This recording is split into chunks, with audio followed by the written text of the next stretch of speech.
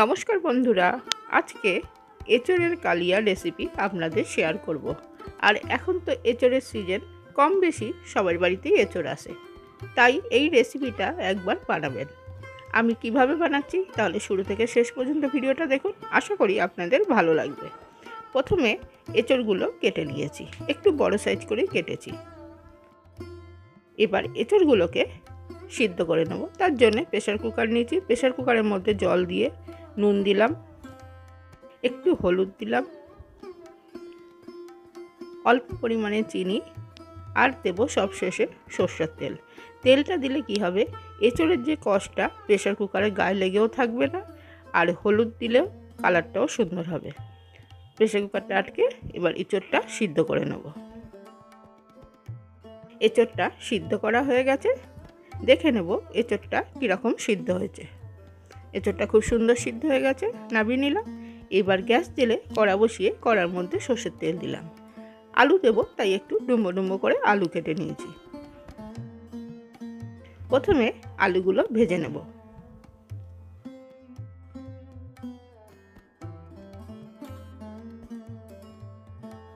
আলুগুলো সব দিয়ে দিলাম, আর অল্প পরিমাণে হলুদ দিলাম, দিয়ে আলুগুলো লাল লাল করে ভেজে নেব। আলুগুলো ভাজা হতে থাক, এদিকে আমি মশলা কিছু বেটে নেব, সেটা দেখিয়ে দিলাম। প্রথমে নিলাম কাজু, কিশমিশ, পোস্ত, চালমগজ, আর এদিকে আলুটাও ভাজা হয়ে গেছে, নামিয়ে নিলাম। একই তেলের মধ্যে প্রথমে গোটা গরম মশলা, সাদা জিরা, তেজপাতা দুটো, আর দিলাম দুটো শুকনো লঙ্কা। ফোড়নটা কিছুক্ষণ নেড়েচেড়ে ভেজে নিয়েছি, ভাজা হয়ে গেছে, সুন্দর গন্ধ বেরিয়েছে। এবার পেঁয়াজ কুচি রেখেছিলাম, সেই পেঁয়াজটাও দিয়ে দিলাম। পেঁয়াজটা দেওয়ার পর কিছুক্ষণ পেঁয়াজটা ভেজে নেব।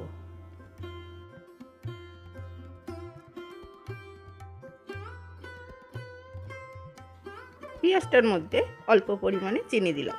চিনি দিলে তো আপনারা জানেনই, কালারটাও সুন্দর হবে আর তরকারিটাও খেতে ভালো লাগবে। পেঁয়াজটা ভাজা হয়ে গেছে, আদা রসুন বেটে রেখেছিলাম, আদা রসুনটা দিয়ে দিলাম। আদা রসুনটা দেওয়ার পর কিছুক্ষণ ভেজে নেব, যাতে কাঁচা গন্ধটা চলে যায়। এই সময় দিলাম একটা বড় সাইজের টমেটো,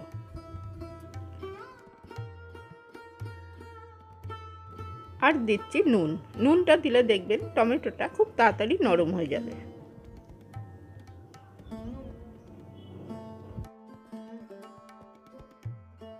মশলাটা বেশ কিছুক্ষণ সময় নিয়ে ভেজে নিয়েছি, আদা রসুনের কাঁচা গন্ধটাও চলে গেছে।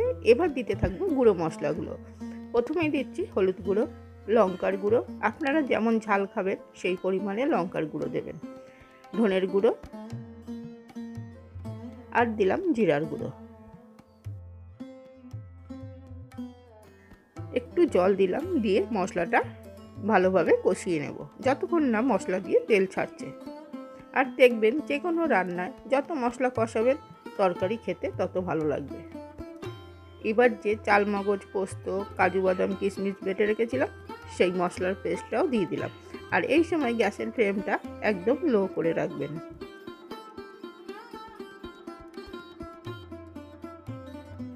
এবারও মশলাটা ভালো করে কষিয়ে নিয়েছি। প্রথমে দিলাম আলুটা,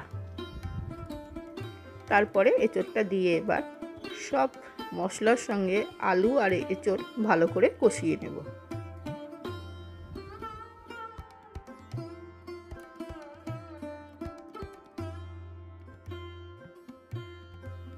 ভালো করে আলু আর এঁচোড়টা মশলার সঙ্গে মিশিয়ে নিয়েছি।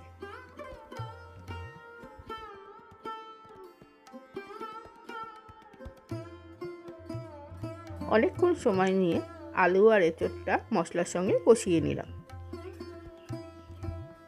এবার দিচ্ছি পরিমাণ মতো জল।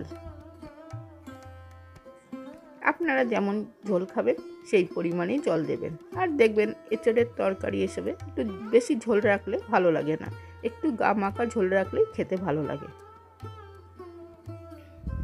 এবার ঢেকে দেব।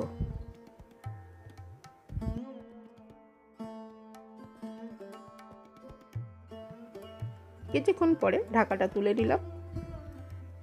দেখে নেব আলুটা সিদ্ধ হয়েছে কিনা, কেননা এঁচোড়টা তো প্রেসার কুকারে সিটি মারার সময় সিদ্ধ হয়ে গেছে। এখন খালি আলুটা দেখব সিদ্ধ হয়েছে কিনা। আলুটা সিদ্ধ হয়ে গেছে। গরম মশলা দিয়ে তরকারিটা ভালো করে নেড়ে চেড়ে নামিয়ে নেব। আর একটু ঘি দিলাম।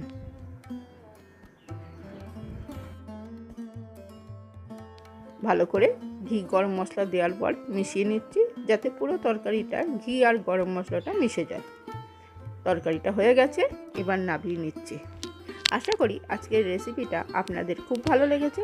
ভালো লাগলে বাড়িতে বানাবেন, বানিয়ে কেমন লাগলো আমাকে কমেন্ট করে জানাবেন, বন্ধুদের সঙ্গে শেয়ার করবেন, আর নিত্য নতুন রেসিপি পাওয়ার জন্য আমার চ্যানেলটা অবশ্যই সাবস্ক্রাইব করবেন। আজকে তাহলে আসি, আবার নতুন রেসিপি নিয়ে আসবো।